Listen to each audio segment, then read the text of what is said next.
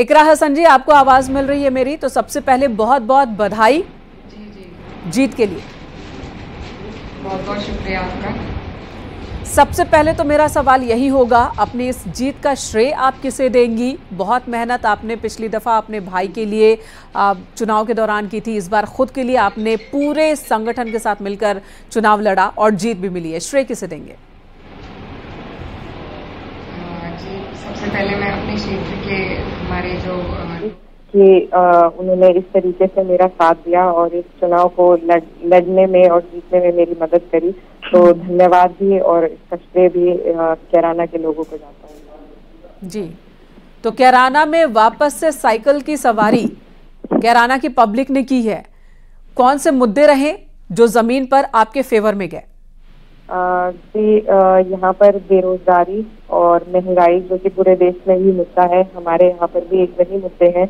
यहाँ पर क्योंकि ये गन्ना बेल्ट है, किसानों का मुद्दा भी बहुत अहम रहा है और उनकी जो पेमेंट है वक्त से नहीं हो पाती है, मिलों के आगे धरना देना पड़ता है हर पेमेंट के लिए, तो वो एक बड़ा मुद्दा रहा है। और साथ ही में जिस तरीके से भाजपा ने हमारे समाज को तोड़ने का काम किया है और उनके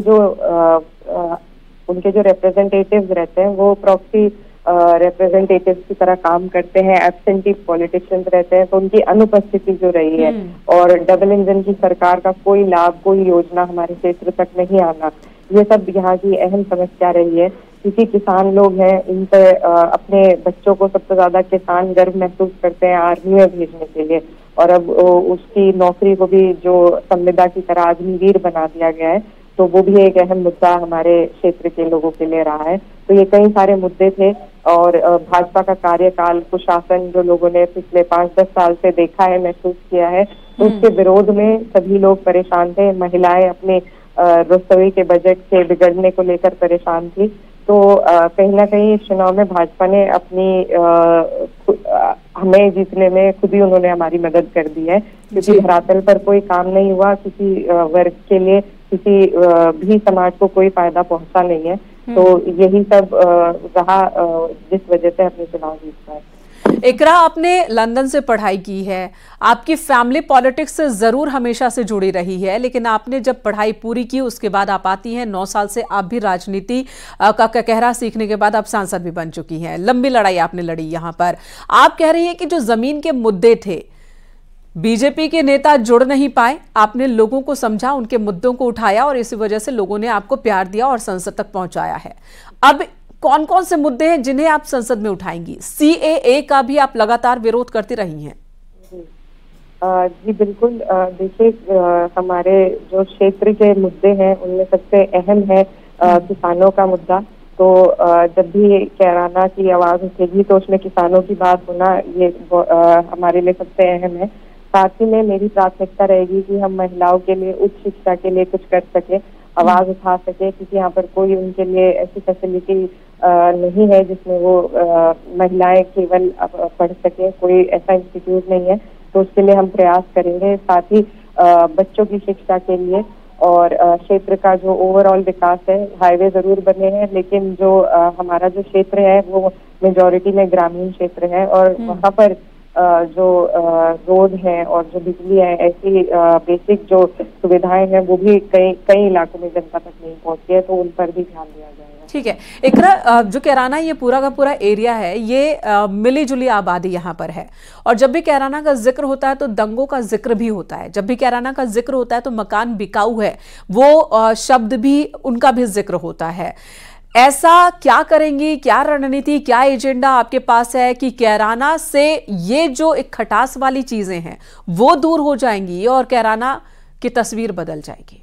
देखिए, जो विभाजन भाजपा ने पैदा किया था, पलायन का एक मुद्दा उन्होंने उठाया गया था जो कि प्रोपेगेंडा था, जिसमें कोई एक लिस्ट जारी की थी उन्होंने 350 परिवारों की, उनके जो उनके अकॉर्डिंग यहाँ से गए थे, लेकिन इसमें सेंट्रल एजेंसीज ने, स्टेट एजेंसीज ने, लोकल एडमिनिस्ट्रेशन ने और एनएचआरसी तक ने इसमें जांच करके इस मुद्दे को बिल्कुल खारिज कर दिया गया था सिरे से। तो ये एक झूठा मुद्दा है, प्रोपेगेंडा है, सिर्फ लोग समाज में विभाजन पैदा करने का एक मुद्दा था और जो भी खाई यहाँ पर भाजपा ने दो समुदाय के बीच में बनाने की कोशिश करी थी, अगर आप मेरे चुनाव का उदाहरण ले तो हमारी जो ये सीट है, जैसा आपने बिल्कुल सही बताया कि यहाँ पर मिली जुली आबादी है और इस सीट को किसी एक जाति या समुदाय के आधार पर नहीं जीता जा सकता। मेरी जीत ही इस बात का उदाहरण है कि हमें सर्व समाज का वोट मिला है और सर्व समाज ने मुझे अपनी बेटी मानकर मुझे यहाँ से जिताया है।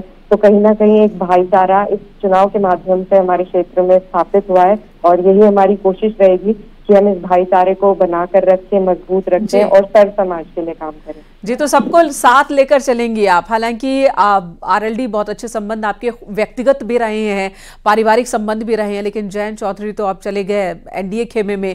बहुत थोड़े में क्या नुकसान हुआ उसका? अगर वो साथ रहते तो और ज्यादा फायदा होता, जीत और बड़ी होती। जी बिल्कुल, और जिस वक्त ये गठबंधन टूटा था तो वो शायद सर की बात है, चुनाव से बहुत नजदीक ये झटका हमें लगा था और उस टाइम ये बहुत बड़ा झटका महसूस हो रहा था, क्योंकि जब 22 का चुनाव हुआ था तो हमने आरएलडी के गठबंधन में चुनाव लड़ा था जी। और इस जिले से, हमारे जिले में 3 विधानसभा आती है शामली जिले में, और तीनों ही गठबंधन ने जीती थी। भविष्य के लिए बहुत बहुत बधाई और शुभकामनाएं आपको एक बतौर सांसद।